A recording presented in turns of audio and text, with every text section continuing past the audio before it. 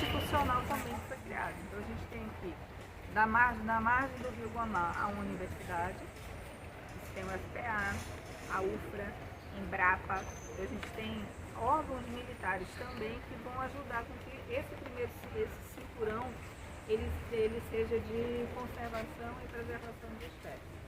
Então ele é extremamente importante dentro das características de arborização. A questão de arborização só tem a nome dele.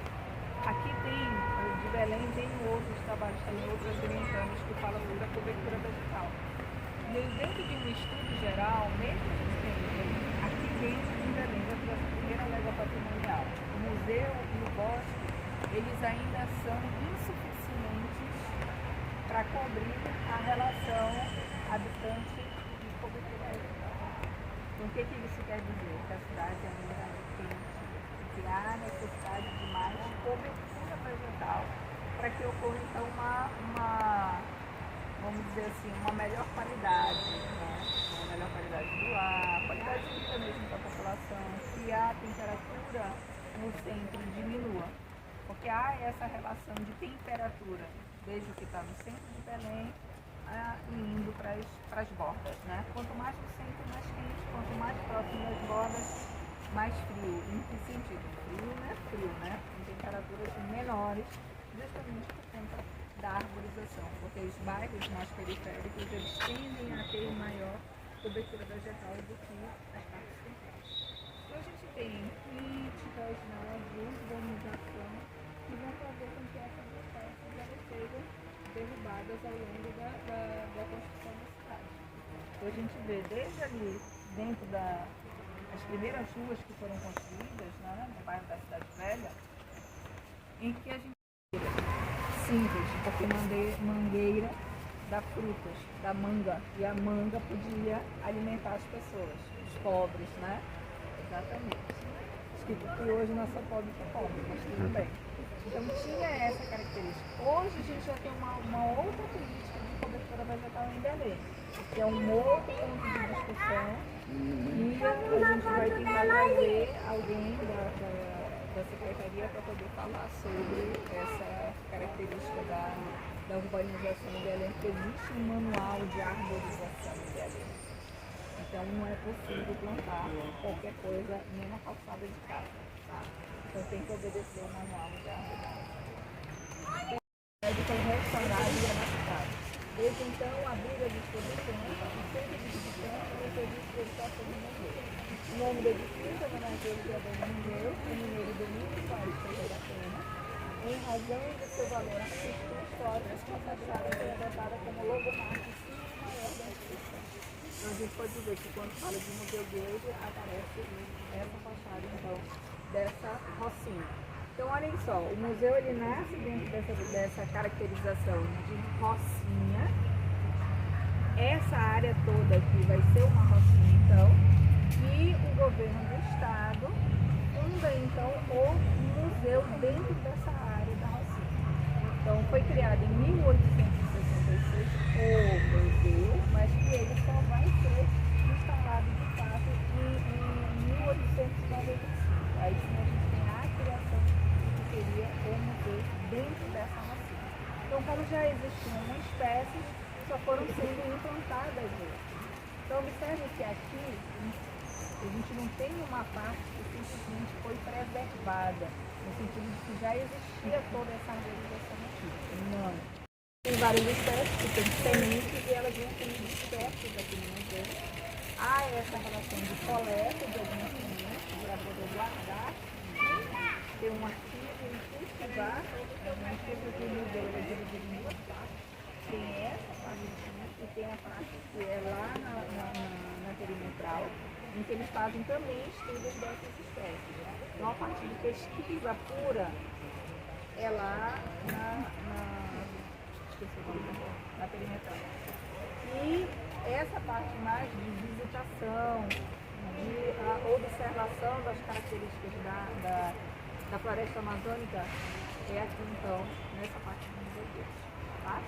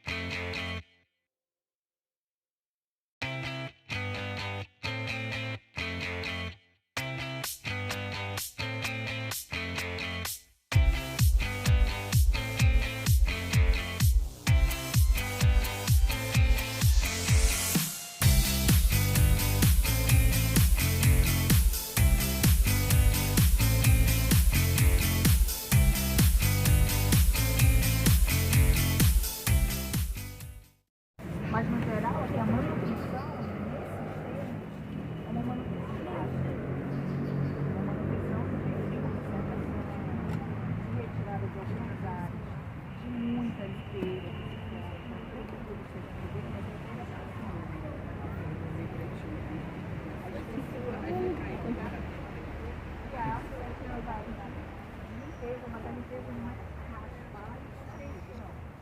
Tirar o excesso quando acontece. Não, porque o ideal é você não tiver essa limpeza, deixa o material aí, porque ele se decompõe e aí dentro do ciclo, né? Do ciclo dos minerais, para eles absorver todos esses elementos para ela poder sobreviver. Então existem espécies que sobrevivem mais tempo, que têm esse período de vida maior, e tem espécies que têm um período de vida menor. Tá? Então elas têm o seu processo natural. Quando fica não faz tanto tempo, porque você não tem muita alteração, vamos dizer, dentro das condições climáticas. Não esqueçam que dentro, todo mundo já estudou climatologia aqui, né? Então a gente tem algumas caracterizações do clima, então essa região é equatorial quente e úmido.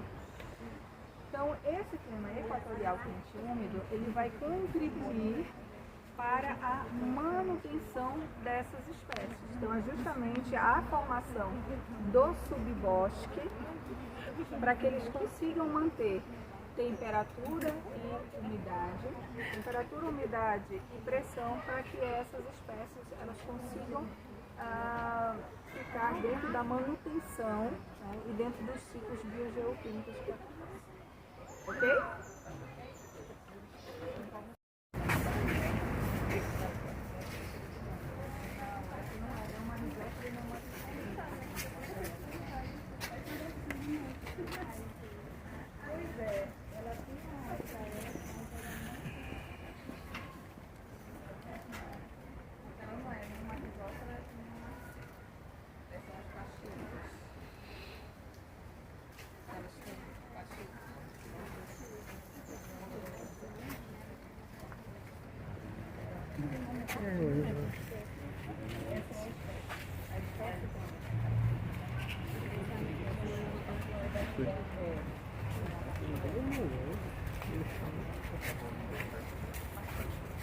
Produzir as suas defesas.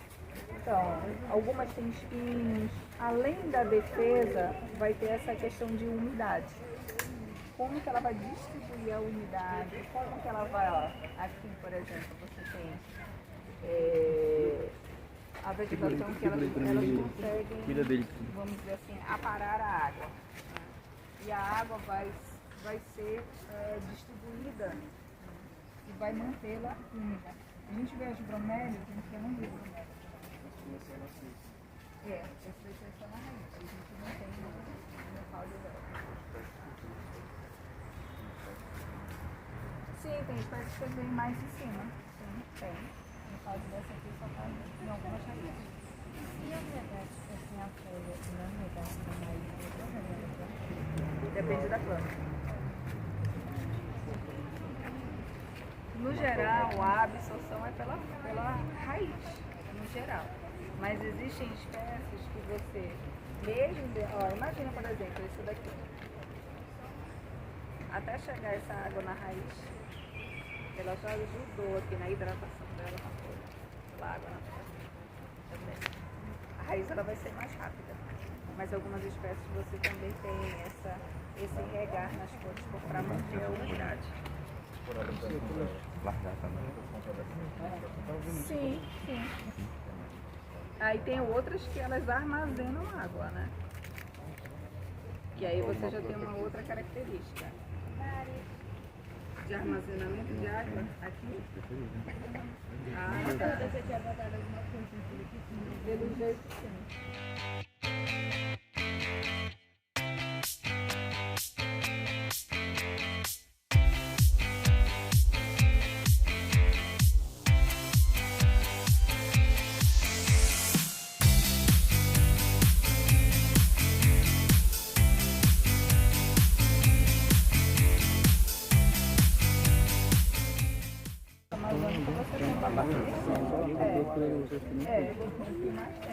Mas ela é um tipo de palmeira.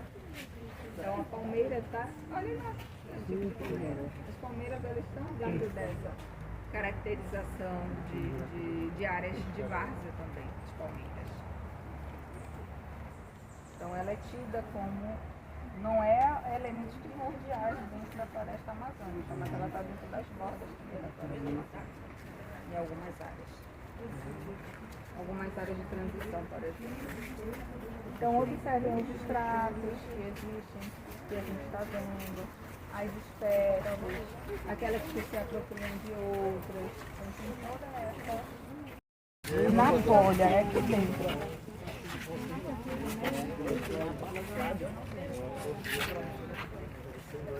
Elas também nascem nas árvores, né? A capacidade, né? As bromélias. Elas são epífitas também. Acumulam água. É. Até é uma espécie de...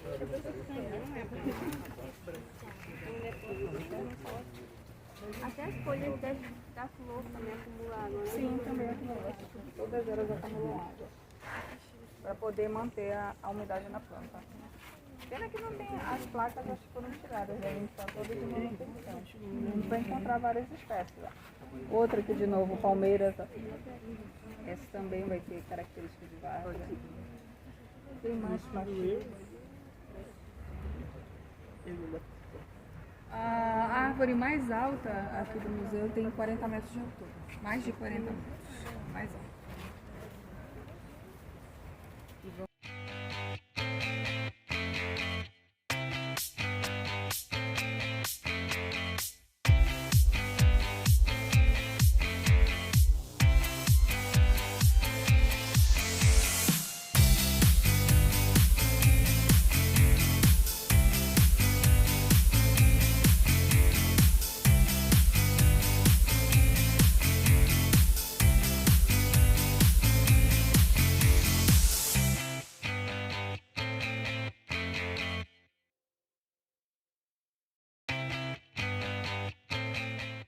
Ela vai ser transformada em outras, vai ser utilizadas, né, para outras atividades dentro do museu. Então essas características também são importantes, né? Então observem a arquitetura, as características, né, que vai ter na borda, em cima, a caracterização de eira e beira dentro da urbanização.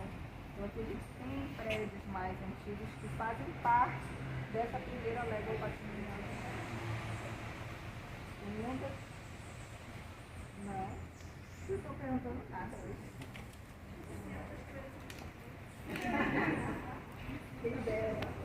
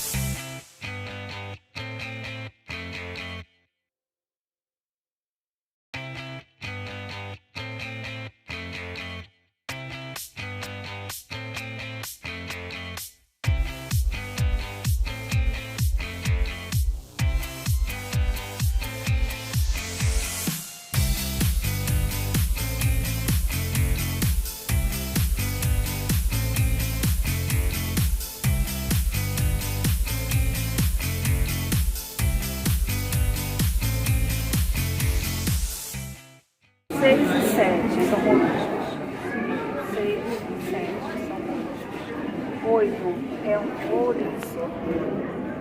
Você quer ver um monte lá na salinha? Dá para ter bocada, né? Pois é, só que aqui tem que lembrar que eles estão dentro da formação Pirabas. Não é esses que a gente encontra boiando na superfície, é dentro da formação Pirabas. Então são materiais que foram fossilizados, né? Ah, que é bolacha do mar, só que não é o nome daqui, né? Ah, não é a bolacha É a bolacha de praia. do mar.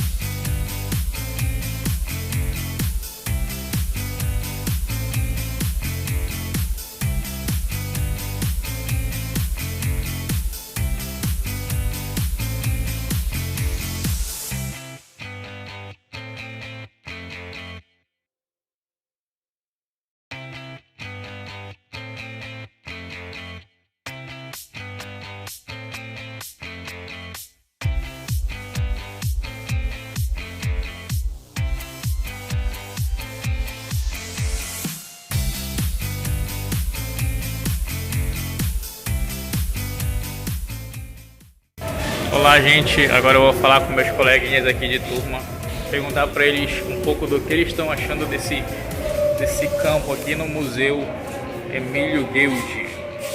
Thiago, e aí, Thiago? Fala um pouquinho aí o que tu tá achando. Eu tô batendo Amando, como sempre, né? Olha cá, o que tu tá achando do trabalho de hoje?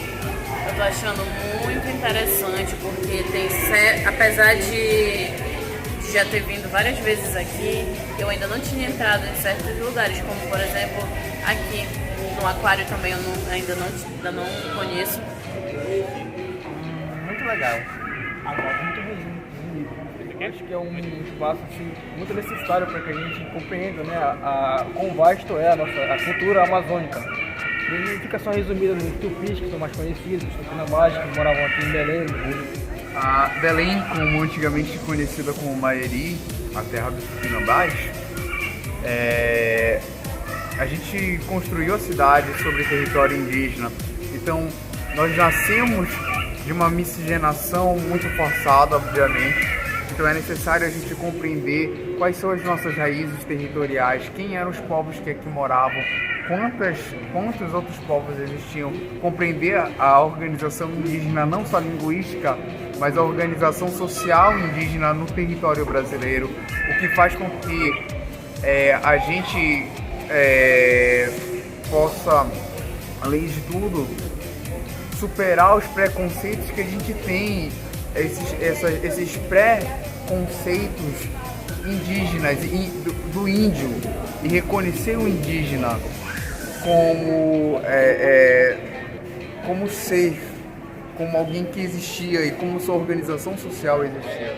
Aqui é bem interessante que a gente tem essa percepção através do som e dá essa sensação pra gente de mais contato com a natureza. E é uma novidade pra mim, é a primeira vez que eu estou vindo nesse espaço, né, depois de muitos anos.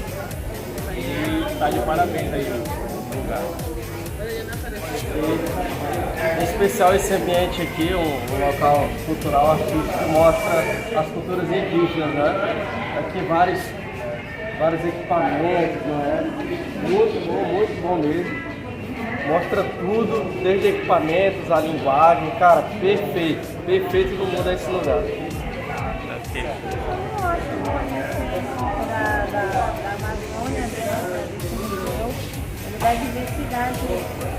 diversidade cultural e também da diversidade ambiental. E é muito importante o conhecimento, sabe, desde o passado até agora, e as pesquisas que estão sendo desenvolvidas nesse campo, para que as espécies fiquem bem catalogadas e para que a gente tenha melhor conhecimento do que vem para o futuro na questão ambiental.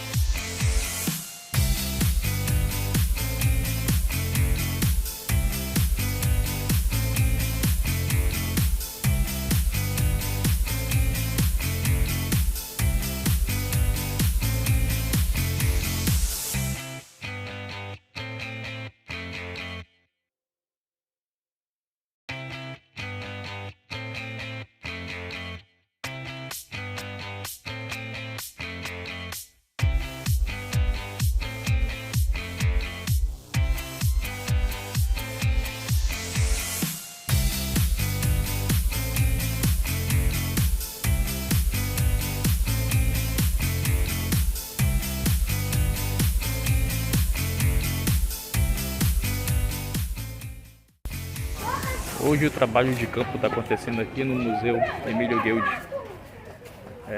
Já passamos pelo aquário, já estamos já no meio do campo já, com a professora Shirley Tosi, está indo lá na frente.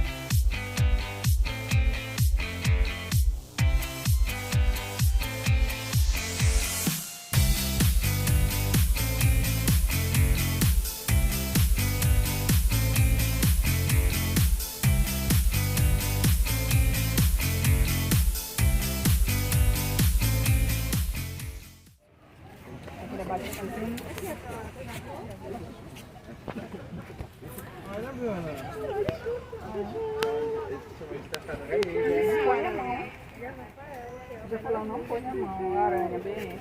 Aqui são os tipos de samambaia, outras características. Vocês sabem que as samambaias, elas são super antigas dentro da escala geológica do tempo, né? Então, elas guardam uma codificação de DNA antiga. As samambaias, sim. Sim. Elas são das espécies, quando a gente vê a última extinção das espécies, a samambaia é uma das que ficam.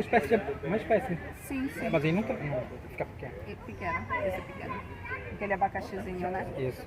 Ele pode estar dentro da caracterização das bromélias, tem alguns. Porque ele tem um pouco essa característica de bromélia.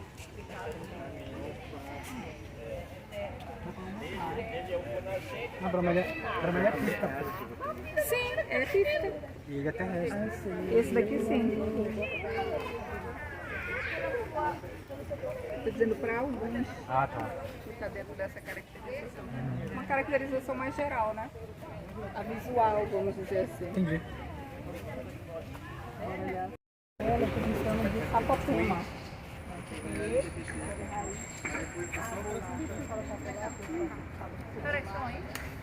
E tem essa característica de proteção e também ela é utilizada na mata para comunicação. Bate nela, né? É. Bate na raiz para poder se comunicar e vai como se fosse assim por eco, né? Na comunicação. É para se comunicarem na floresta. Então tem essas características. Aí observe que tem isso aqui, olha, alguns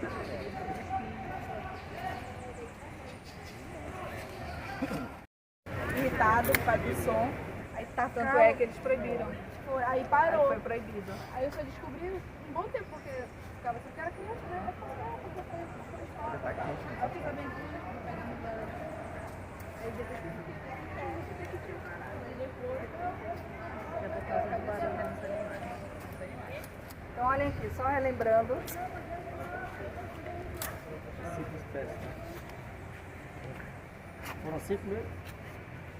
6. Então a gente olha. Então o que a gente observou aqui? Os extratos da floresta, né? Foram feitos pela essa caracterização desses extratos.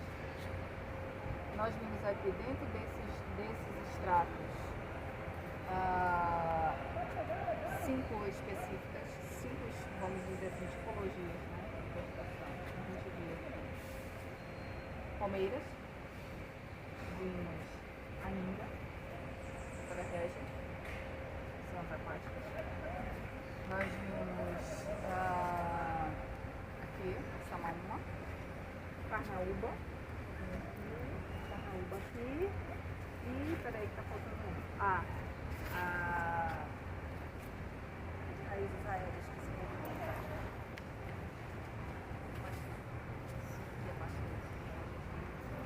Tem. E fora, samambaias, então desde epífitas, angiospermas, miniospermas, deu para visualizar dentro desses estados. Briófitas, acho que todas elas, né? Briófitas, acho que pteridófitas, já vai ver. Tem as espécies mais herbáceas que a gente viu, as espécies rasteiras, algumas coisas. Então tem musgo, líquens, eu não mostrei para vocês os líquens, né? Isso aqui são líquens, ó. Isso daqui é líquen. Todas essas manchinhas aqui, todas essas são líquens. Aqui a gente tem musgo. Então os líquens, eles nascem da combinação do musgo com algas. Aí a gente vai ter a formação dos líquens. Então existem regiões no mundo em que a gente tem essa formação de líquens, ela é altíssima. Aí você só tem vegetação rasteira, você não tem vegetação arbustiva e outros cortes de vegetação, né? Então elas nascem a partir dessa umidade, desses elementos que vão se combinar para poder formar, né? E isso tudo ajuda a deixar a área mais úmida. Não quer dizer que ela não seja prejudicial à planta, porque aqui elas estão se alimentando também da seiva delas, tá? As duas coisas. As briófitas, né, as que ficam nas árvores principalmente, elas vão se alimentando de quê? Tem a água, os insetos que vão caindo, então tudo isso vai servir para alimentar essas espécies. Por isso que ela não se alimenta da seiva da árvore, né, e sim do que está em volta.